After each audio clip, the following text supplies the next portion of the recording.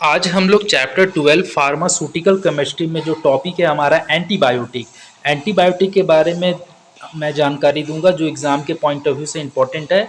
आज मैं आपको 4 एंटीबायोटिक के बारे में बताऊंगा और इन चारों के बारे में डिटेल से डिस्कशन किया जाएगा, इसलिए वीडियो को अंत तक जरूर देखें। चलिए शुरुआत करते हैं पेनिसिलिन जी से।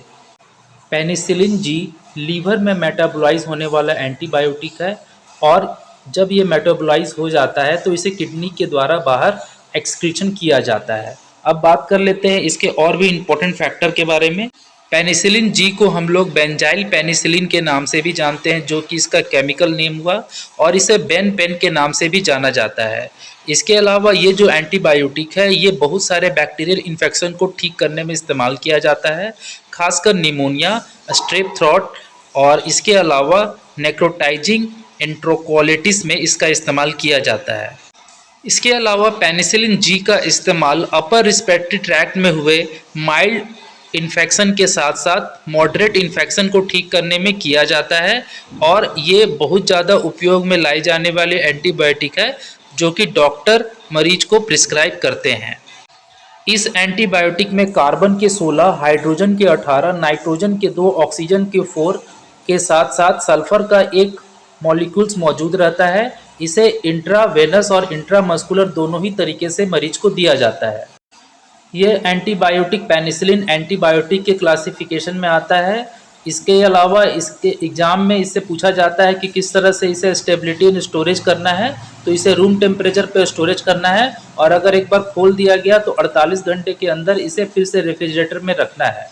इसके अलावा पेनिसिलिन जी जो है ये डिफरेंट टाइप के फॉर्मुलेशन में आती है, जिसमें इंजेक्शन, टैबलेट, कैप्सूल और ओरल सस्पेंशन मौजूद होते हैं। इसके अलावा एग्ज़ाम में आपसे ब्रांड नेम पूछा जाता है, तो आप यहाँ पर 3 ब्रांड नेम दिए गए हैं, जो आप याद रहे उसे आप एग्ज़ाम में ज़रूर लिखें।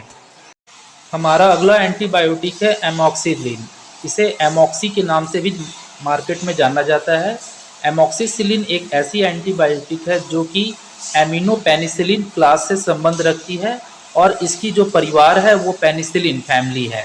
और इस ड्रग का इस्तेमाल बैक्टीरियल इन्फेक्शन जैसे कि middle ear infection, strep throat infection, pneumonia, skin infection जैसे बैक्टीरियल इन्फेक्शन को ठीक करने के लिए किया जाता है। इस ड्रग्स के बारे में एग्ज़ाम में आपको ये भी लिखना है कि जब ये दवा ली जाती है तो इसका सिर्फ 30% ही आगे लीवर के द्वारा मेटाबोलाइज होता है। इसके अलावा इसका रूट ऑफ एडमिनिस्ट्रेशन भी आप लिख पाएंगे, इससे आपको मार्क्स ज़्यादा मिलेंगे। तो ये माउथ के जरिए और इंट्रावेनस के जरिए हमारे शरीर के अंदर डॉक्टर के द्वारा, डॉक्टर की सलाह पर किसी हेल्थ वर्कर के द्वारा इंसर्ट किया जाता है। इसके अलावा स्टमक अल्सर में भी इस दवा का इस्तेमाल किया जाता है, और साथ ही साथ डॉक्टर के द्वारा ये बच्चों के लिए भी प्रिस्क्राइब की जाती है ईयर के इन्फेक्शन यानी कान के इन्फेक्शन और चेस्ट के इन्फेक्शन को ठीक करने के लिए। फिर से बात कर लेते हैं इसके क्लास के बारे में। तो ये पेनिसिलिन एंटीबायोटिक है। केमिकल नेम इसका एमॉक्सिसिलिन थ्राईहाइड्रेट है। इसका यूज़ जो है मैंने आपको बता दिया। इसके अलावा इसका जो स्टेबिलिटी एंड स्टोरेज कंडीशन है वो आप देख सकते हैं कि 20 से 25 डिग्री सेल्सियस है।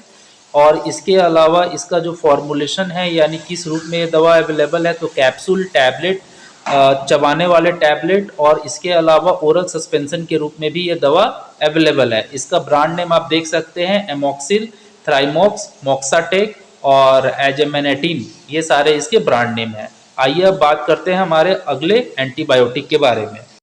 हमारा अगला एंटीबायोटिक ड्रग है क्लॉक्सासिलिन। क्लॉक्सासिलिन एक ऐसा एंटीबायोटिक है जिसका बैक्टीरियल इन्फेक्शन को ठीक करने में बहुत ही वाइड रेंज में इस्तेमाल होता है। दिस मेडिकेशन जो है इसका जो इस्तेमाल है वो पेनिसिलिन एंटीबायोटिक के टाइप की तरह होता है। ये बैक्टीरिया के ग्रोथ को स्टॉप कर देती है, और ये बैक्टीरियल इन्फेक्शन से किसी व्यक्ति को बचाती हैं, और ये वायरल इन्फेक्शन काम नहीं करती, जैसे कि कॉमन कोल्ड और फ्लू में ये काम नहीं करती।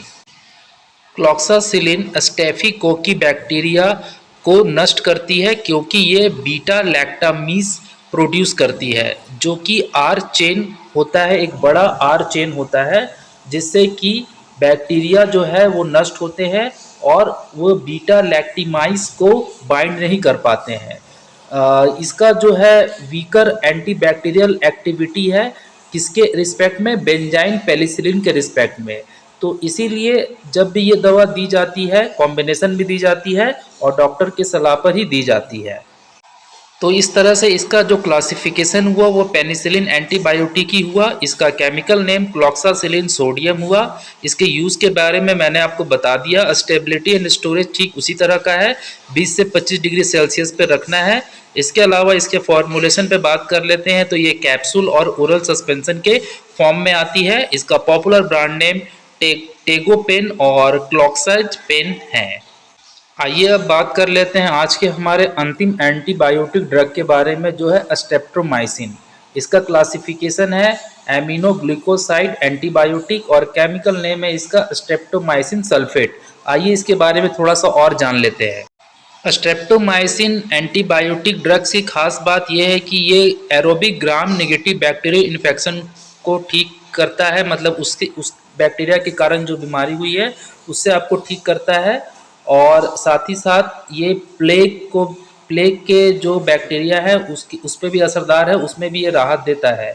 इसके अलावा स्ट्रेप्टोमाइसिन का सबसे बड़ा खासियत है कि ये ट्यूबरकुलोसिस की बीमारी में इस्तेमाल की जाती है, यानी ट्यूबरकुलोसिस के जो भी माइक्रोब है उस पर ये बहुत ही ज़्यादा असरदार रहता है। यह एक एमिनोग्लाइकोसाइड फैमिली में कैटेगरी में आने वाला एक एंटीबायोटिक है और ये मिनिमम इनिबिटरी कंसंट्रेशन पर काम करता है, जिसके तहत ये टीबी के मरीजों के लिए बहुत ही ज़्यादा उपयोगी है। इसके अलावा इसे अगर आप इंट्रामस्कुलर इंजेक्शन के रूप में दे रहे हैं तो उसकी जो डोज होती है वो 15 mg पर केजी पर डे होनी चाहिए। और अगर फर्स्ट टाइम है तो 1 से 2 महीने के ट्रीटमेंट में आप इस डोज के अनुसार डॉक्टर की सलाह पर मरीज को दवा दे सकते हैं। तो यहाँ पर एक बार फिर से रिवीजन कर लेते हैं। क्लासिफिकेशन स्ट्रेप्टोमाइसिन का है एमिनोग्लाइकोसाइड एंटीबायोटिक, केमिकल नेम इसका स्ट्रेप्टोमाइसिन सल्फेट हुआ। इसका यूजेस मैंने आपको बता दिया कि टीबी के मरीजों को दिया जाता है और दूसरे बैक्टीरियल इन्फेक्शन में ये दिया जाता है। स्टेबिलिटी एंड स्टोरेज कंडीशन हमेशा की तरह उसी तरह है जैसा सबका था। उसके अलावा डिफरेंट टाइप ऑफ फॉर्मुलेशन में अगर हम बात करें तो स्ट्रेप्टोमाइसिन जो है इंजेक्शन के रूप में अवेलेबल है और इंजेक्शन जो सॉल्यूशन के रूप में उसमें अवेलेबल है। पॉपुलर ब्रांड नेम में इसके जो नाम है वो है sulphate injection, streptomycin, SMZ, TMP, DS और कॉट्रीमोक्साजोल, ये सारे इसके ब्रांड नेम हुए। अगर वीडियो पसंद आया तो लाइक ज़रूर कर दे, कमेंट में अपने सुझाव जरूर दे। मिलते हैं नेक्स्ट वीडियो में, तब तक के लिए बाय बाय।